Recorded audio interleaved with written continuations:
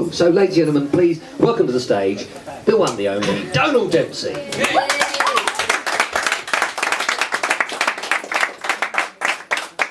This is called When They Met You That Broke the Mold. I sit and gaze, amazed, as you create a rubber mold of your vulva. You ask me what I think, I blink and grin, it's something else, but what's it for? It's for you because I love all the things that you do to it. I smile, well, alright.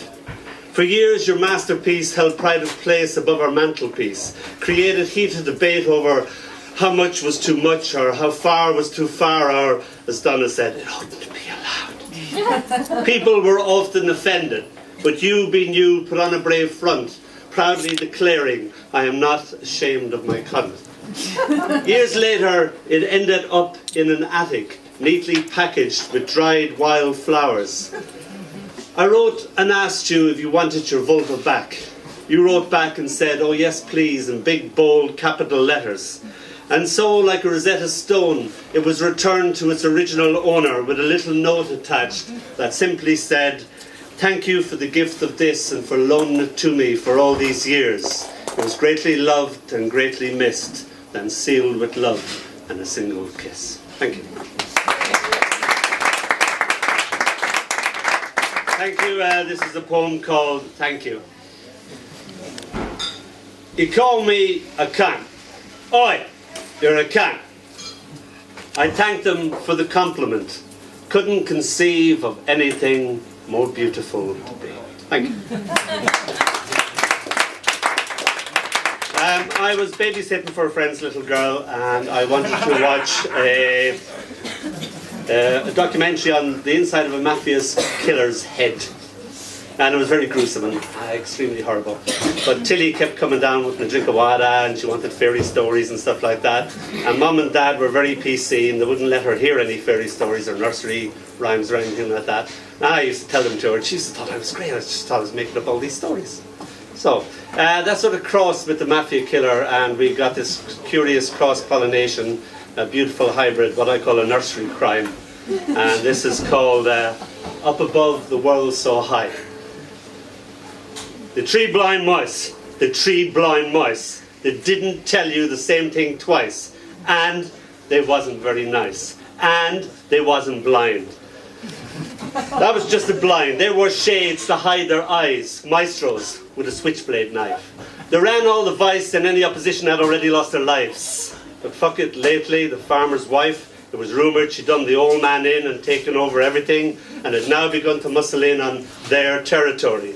They didn't like it. They weren't used to being told what they could and couldn't do.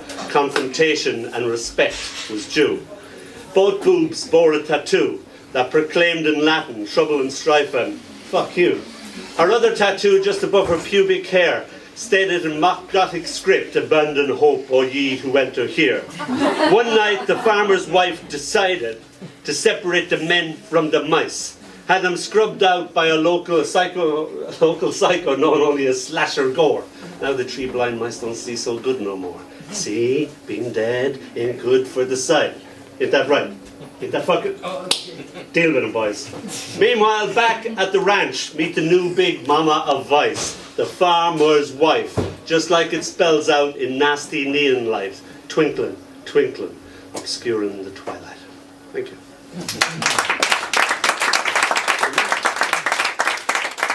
This is called Preserve. Tongues stained with blackberries, we collect kisses, falling into ditches, being stung by nettles. Your dress snags in a briar, you cry out in mock terror. I cut my way through the tangle of thorns as if I were your prince.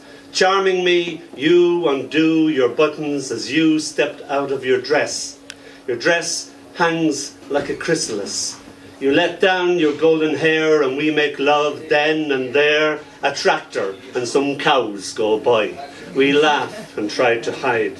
The sun beats down on my bum. We giggle and come, return to the big old dirty town and turn our blackberry picking days into luscious winter jam. Thank you. You may say, what has Guildford ever given us? Well, beside PG Wodehouse, I mean. But beside PG Wodehouse, what has Guildford ever given? All right, Lewis Carroll's The Hunting of the Snark. But beside the PG Wodehouse and The Hunting of the Snark, what is all right, The Stranglers. But on the 1st of May, Guildford will actually, God bless his cotton little socks, will actually give us the Antipoet, which, as you can see, is a sort of blend of The Hunting of the Snark, PG Wodehouse, and The Stranglers. So I eagerly await that. Thank you, guys. Dónall Dempsey, ladies and gentlemen.